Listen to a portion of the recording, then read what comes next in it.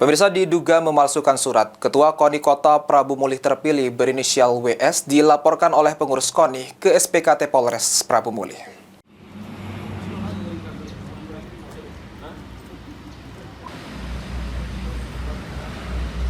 Diduga memalsukan surat, Ketua KONI Kota Prabu Mulih terpilih berinisial WS dilaporkan oleh pengurus KONI ke SPKT Polres Kota Prabu Mulih.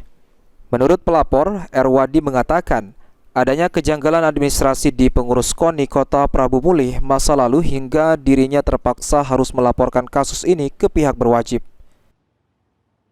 Dalam rangka melaporkan ada kejanggalan administrasi dari pengurus KONI yang lama, tapi hanya melaporkan dan nanti seterusnya akan diproses dulu oleh Kabar Eskrim. Bisa dijelaskan kejanggalan seperti apa? Ya, kejanggalan administrasi dalam kepengurusan KONI masa lalu. Jadi, kalau dari hasil musawarah KONI yang lalu kan kami belum tahu gitu siapa yang jadi istilahnya SK yang benar yang mana itu kan. Tapi kami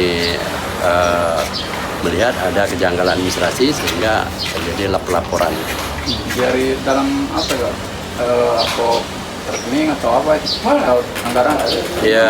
Ya, salah satu administrasi rekening kan, karena belum ada serah terima kan.